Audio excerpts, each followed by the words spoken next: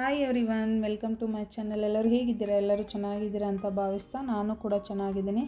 ಇವತ್ತು ನಾನು ಸ್ಪೈಸಿ ಆಗಿರುವಂಥ ಗಾರ್ಲಿಕ್ ಕಾರಿಂದರ್ ಚಿತ್ರಾನ್ನವನ್ನು ಮಾಡಿ ತೋರಿಸ್ತಾ ಇದ್ದೀನಿ. ನೋಡೋಣ ಬನ್ನಿ ಯಾವ ರೀತಿ ಮಾಡೋದು ಅಂತ.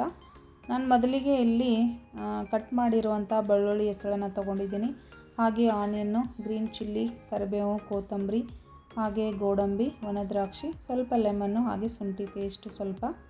ಮೊದಲಿಗೆ ನಾನು ಒಂದು ಪ್ಯಾನ್ಗೆ ಇಲ್ಲಿ ಆಯಿಲನ್ನು ಹಾಕ್ಕೊಂಡ್ಬಿಟ್ಟು ಜೀರಿಗೆ ಸಾಸಿವೆಯನ್ನು ಹಾಕೋತಾ ಇದ್ದೀನಿ.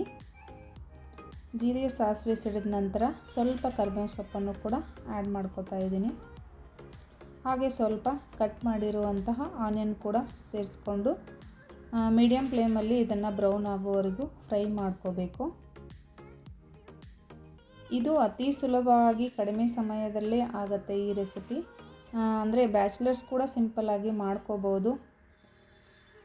ಈಗ ನಮಗೆ ಸಾಂಬಾರು ಮಾಡೋಕ್ಕೆ ಇಷ್ಟ ಇಲ್ಲ, ಹಾಗೆ ಒಂದೇ ಥರ ನಾವು ಚಿತ್ರಾನ್ನ ತಿಂದು ಬೇಜಾರಾದಾಗ ಈ ರೀತಿ ಗಾರ್ಲಿಕ್ ಚಿತ್ರಾನ್ನ ಒಂದು ಸಲ ಮಾಡಿ ನೋಡಿ ಯಾವ ರೀತಿ ಬಂತು ಅಂತ ನಿಮಗೆ ಗೊತ್ತಾಗುತ್ತೆ.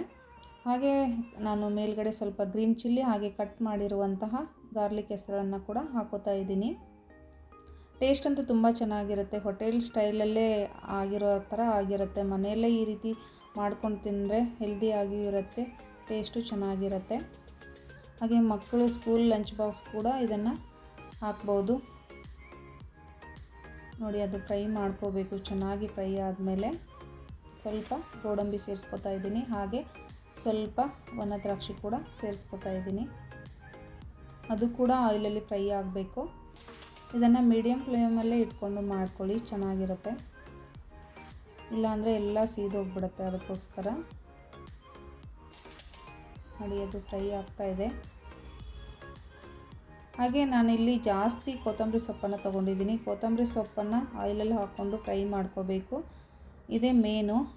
ಗಾರ್ಲಿಕ್ಕು ಮತ್ತು ಕೊತ್ತಂಬರಿ ಸೊಪ್ಪು ಜಾಸ್ತಿ ಹಾಕೋಬೇಕು ಈ ಚಿತ್ರಾನ್ನಕ್ಕೆ, ಆವಾಗ ಟೇಸ್ಟು ಚೆನ್ನಾಗಿ ಬರುತ್ತೆ. ನೋಡಿ, ಅದು ಕೂಡ ಆಯಿಲಲ್ಲಿ ಫ್ರೈ ಆಗಬೇಕು. ನಾವು ಸಿಂಪಲ್ಲಾಗಿ ಮನೆಯಲ್ಲಿ ಯಾವ ರೀತಿ ಡೈಲಿ ರೈಸ್ ಯೂಸ್ ಮಾಡ್ತೀವಲ್ಲ ಅದರಲ್ಲೂ ಮಾಡ್ಕೋಬೋದು, ಅಥವಾ ಬೇಡ ಅನ್ನೋರು ಬಾಸ್ಮತಿ ರೈಸನ್ನು ಕೂಡ ಯೂಸ್ ಮಾಡಿಕೊಂಡು ಈ ಚಿತ್ರಾನ್ನವನ್ನು ಮಾಡ್ಕೋಬೋದು.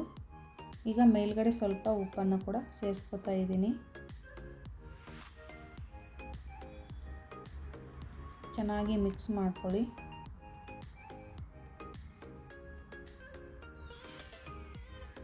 ನಾನು ಮಾಡಿಟ್ಕೊಂಡಿರುವಂತಹ ರೈಸನ್ನು ಈಗ ಸೇರಿಸ್ತಾ ಇದ್ದೀನಿ.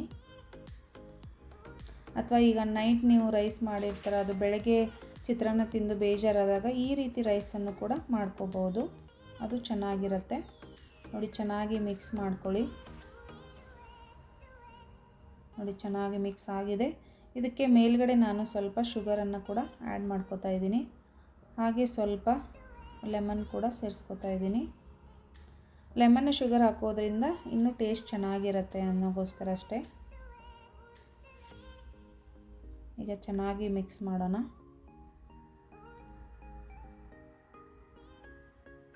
ಮಿಕ್ಸ್ ಮಾಡಿ ಮೇಲ್ಗಡೆ ಸ್ವಲ್ಪ ಮತ್ತೆ ಕೊತ್ತಂಬರಿ ಸೊಪ್ಪನ್ನು ಕೂಡ ಸೇರಿಸ್ಕೊಳ್ಳೋಣ. ಇದಕ್ಕೆ ನಾನು ಪೆಪ್ಪರ್ ಪೌಡ್ರನ್ನು ಹಾಕ್ಕೊಂಡಿದ್ದೆ, ಬಟ್ ಅದು ಕ್ಲಿಪ್ಪು ಸ್ಕಿಪ್ ಆಗಿದೆ. ಸ್ವಲ್ಪ ಪೆಪ್ಪರ್ ಪೌಡ್ರು ಕೂಡ ಆ್ಯಡ್ ಮಾಡ್ಕೊಳ್ಳಿ, ತುಂಬ ಚೆನ್ನಾಗಿರುತ್ತೆ. ಹಾಗೆ ಯಾರೆಲ್ಲ ಫಸ್ಟ್ ಟೈಮ್ ನನ್ನ ಚಾನಲ್ ನೋಡ್ತಾ ಇದ್ದೀರಾ ಹಾಗೆ ಸಬ್ಸ್ಕ್ರೈಬ್ ಮಾಡಿ, ಹಾಗೆ ಸಪೋರ್ಟ್ ಮಾಡಿ. ಹಾಗೆ ಪಕ್ಕದಲ್ಲಿರುವಂಥ ಬೆಲ್ ಐಕನ್ನ ಪ್ರೆಸ್ ಮಾಡಿ ಆಲ್ ಅಂತ ಕೊಡಿ. ನಾನು ಹಾಕುವಂಥ ಎಲ್ಲ ಹೊಸ ಹೊಸ ರೆಸಿಪಿಗಳು ನಿಮಗೆ ನೋಟಿಫಿಕೇಷನ್ ಬರುತ್ತೆ. ಹಾಗೆ ಈ ರೆಸಿಪಿ ನಿಮಗೆ ಇಷ್ಟ ಆಗಿದ್ದಲ್ಲಿ ಲೈಕ್, ಶೇರ್, ಕಮೆಂಟ್ ಮಾಡೋದನ್ನು ಮಾತ್ರ ಮರಿಬೇಡಿ. ಹಾಗೆ ನಿಮ್ಮ ಫ್ಯಾಮಿಲಿ ಫ್ರೆಂಡ್ಸ್ಗೆ ಶೇರ್ ಮಾಡಿ. ವಿಡಿಯೋ ನೋಡಿದ ತಮ್ಮೆಲ್ಲರಿಗೂ ಧನ್ಯವಾದಗಳು. ಮತ್ತೊಂದು ಹೊಸ ರೆಸಿಪಿಯೊಂದಿಗೆ ಸಿಗೋಣ. ಅಲ್ಲಿವರೆಗೂ take care. Bye bye everyone. Thank you so much.